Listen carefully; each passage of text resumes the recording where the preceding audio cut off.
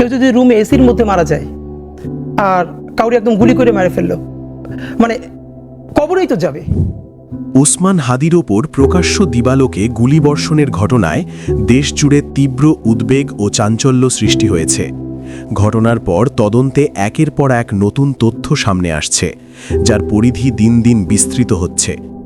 বর্তমানে চিকিৎসা সূত্রে জানা গেছে, গুলিবিদ্ধ ওসমান হাদি বর্তমানে ভেন্টিলেশনে শ্বাস প্রশ্বাস নিচ্ছেন। তার মাথায় গুলির আঘাত গুরুতর হওয়ায় তাকে নিবিড় পর্যবেক্ষণে রাখা হয়েছে। চিকিৎসকরা জানিয়েছেন তার অবস্থা এখনও সংকটাপন্ন। হামলার তদন্তে অগ্রগতি জানিয়ে ঢাকা মেট্রোপলিটন পুলিশ এক সন্দেহভাজনের ছবি প্রকাশ করেছে। পুলিশের ভাষ্য অনুযায়ী সিসিটিভি ফুটেজ বিশ্লেষণে প্রকাশিত ছবির সঙ্গে ঘটনার সময় উপস্থিত ব্যক্তির চেহারা ও চুলের গঠনে মিল পাওয়া গেছে। ছবির সূত্রে জানা গেছে, সন্দেহভাজনের নাম ফয়সাল করিম মাসুদ ওরফে দাউদ খান, যে কিনা 2টি বিদেশি পিস্তল, 2টি ম্যাগাজিন, 5টি গুলি, 3টি মুঠোফোন ও 5,000 টাকা সহ র্যাবের হাতে গ্রেপ্তার হয়েছে। আরও জানা যায়, মাসুদ ওরফে দাউদ খান গত 28 অক্টোবর আদাবরের বাইতুল আমান হাউজিং সোসাইটি এলাকায় ব্রিটিশ কলাম্বিয়া স্কুলের 4র্থ তলায় অফিসে অস্ত্রের মুখে 17 লাখ টাকা লুট করে এবং এ ঘটনায় আদাবর থানায় একটি মামলা হয়। মামলায় মাসুদকে প্রধান আসামি করা হয়।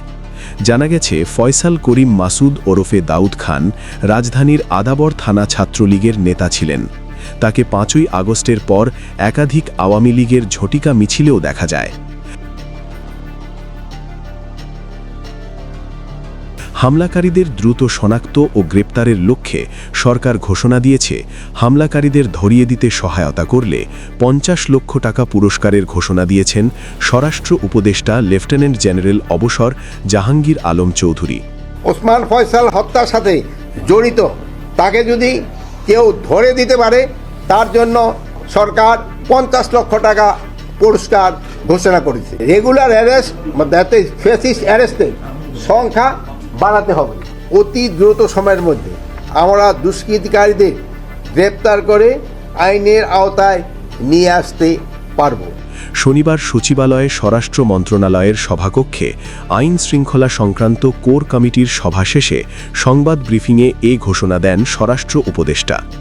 সরকারি ঘোষণায় বলা হয়েছে, তথ্যদাতার পরিচয়ের সম্পূর্ণ গোপন রাখা হবে এবং প্রয়োজনীয় নিরাপত্তা নিশ্চিত করা হবে। এদিকে বিএনপির সিনিয়র নেতা রুহুল কবির রিজভী দাবি করেছেন, হত্যার সন্দেহভাজনের সঙ্গে ঢাকা বিশ্ববিদ্যালয়ের ভিপির একসঙ্গে চা খাওয়ার একটি বিষয় আলোচনায় এসেছে। ঢাকা বিশ্ববিদ্যালয়ের যে ভিপি কি নাম, সাদেক কাইয়ুমের সাথে একই টেবিলে চা খাচ্ছে, এখন এর বিচার কে করবে?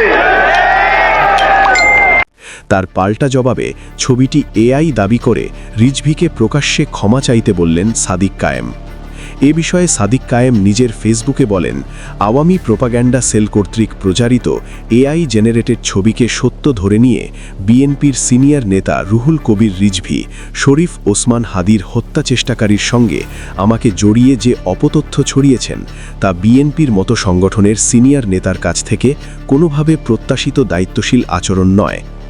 এই ঘটনার মধ্যেই ঝালকাঠিতে ওসমান হাদির গ্রামের বাড়িতে চুরির ঘটনা ঘটে। পুলিশ জানায়, পরিবার ঢাকায় তার চিকিৎসা নিয়ে ব্যস্ত থাকার সুযোগে দুষ্কৃতরা জানালা ভেঙে ঘরে প্রবেশ করে। কী পরিমাণ মালামাল চুরি হয়েছে তা এখনও তদন্তাধীন। পুলিশ বলছে, হামলা, সন্দেহভাজনের অপরাধ ইতিহাস, হত্যা সংশ্লিষ্ট দাবি, রাজনৈতিক বক্তব্য এবং বাড়িতে চুরির ঘটনা সবকিছু আলাদা ও সমন্বিতভাবে তদন্ত করা হচ্ছে। চাবি ছিল কালকে, যে তারা চলে গেছে, চাবি আমার কাছেই ছিল। সকালবেলা আমি যাই, তালা খুলছি, মানে সবাই বলছে যে চুরিয়েছে। আমি ঘুমেছিলাম, ঘুম থেকে উঠছি, ঘুম থেকে উঠে পরে তালা খুলছি, যাই দেখতেছি যে জালনা ভাঙ্গা, আর এই সে দরজার সামনে টাকা, মানে কয়েন ছিল কতগুলো, না ওইগুলো ফালার নিয়েছিল। ব্যাংক নাকি নিয়ে গেছে, ব্যাংক নেওয়ার সময় মনে হয় হয়তো টাকা পুটে গেছে। কোনো তথ্য বা দাবিকেই গুরুত্বহীনভাবে দেখা হচ্ছে না। ওসমান হাদির ওপর এই হামলা এখন আর শুধু একটি গুলিবর্ষণের ঘটনা নয়, বরং এটি আইন শৃঙ্খলা, রাজনীতি ও অপরাধ জগতের জটিল সংযোগের একটি বড় প্রশ্নে পরিণত হয়েছে।